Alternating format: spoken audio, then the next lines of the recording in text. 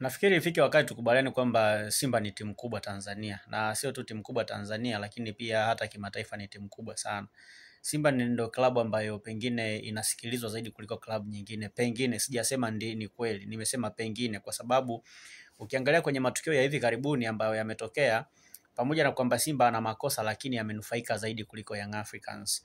Juzi jana ilikuwa ni mechi ya dabi. Kwenye ile mechi ya dabi Simba ndo wa kwanza kugoma, na Simba aligoma baada ya kuzuiwa kuingia kufanya maandalizi ya mwisho kuelekea mchezo wa dabi.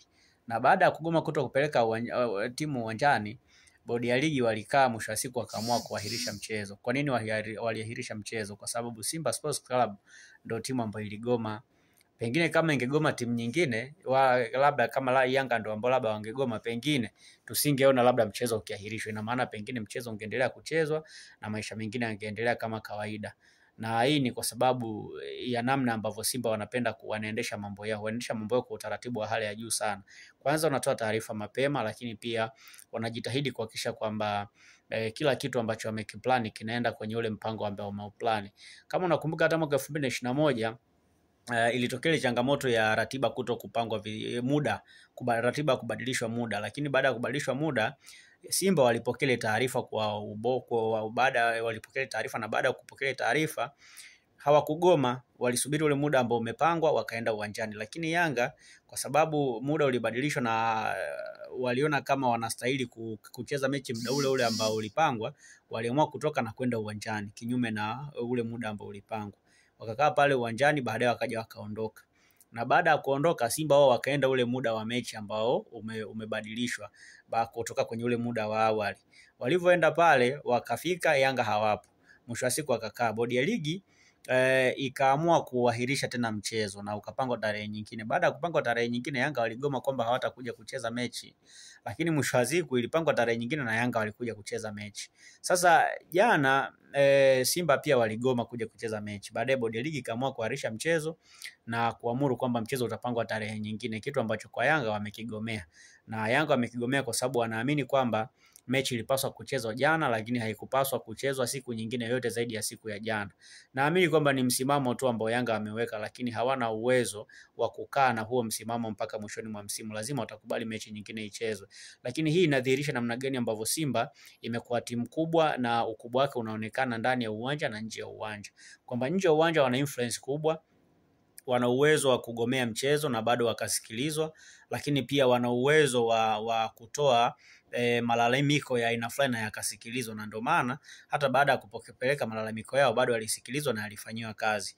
Kwa hiyo ifike wakati tukubaliane kwamba Simba ni timu kubwa Tanzania, ni timu ambayo inaweza kufanya jambo lolote na bado hatua zikachukuliwa zenye manufaa kwa upande wao na sio kuathiri kwa namna moja ama nyingine. Na ndio maana hata baada ya kugoma bado mchezo uliahirishwa. Na ujue sababu za Simba kugoma ujue sio za msingi.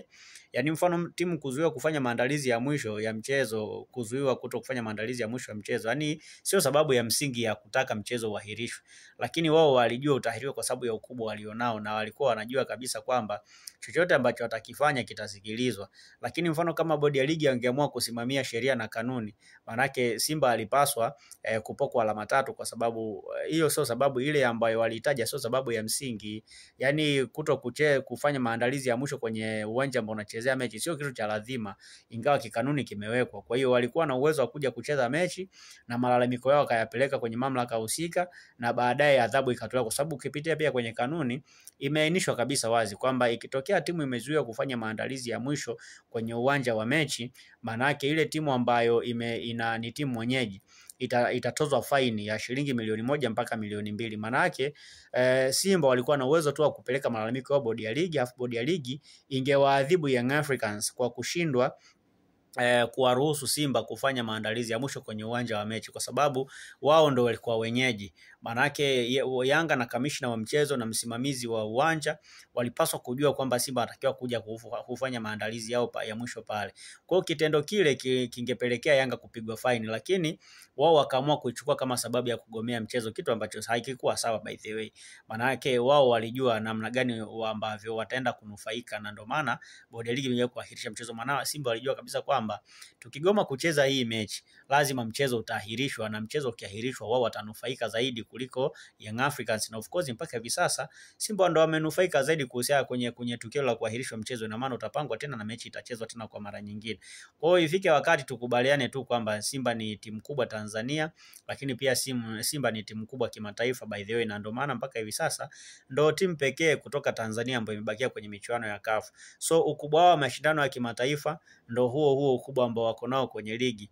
Lakini kwenye hili la TFF na kwenye hili la bodi ya ligi la kuahirishwa kwa mchezo wa dabi, of course bodi ya ligi imewabeba tu kiaina, lakini of course walifanya makosa. Yani ile sio sababu ya wao kuahirisha mchezo, lakini kwa sababu walijiona kama wao ni wakubwa na wana uwezo wa kuomba mchezo ubadilishwe na ukabadilishwa tarehe ukapangwa tarehe nyingine, wakaamua kufanya hivyo. Lakini kimsingi ni kwamba hawakuwa wanastahili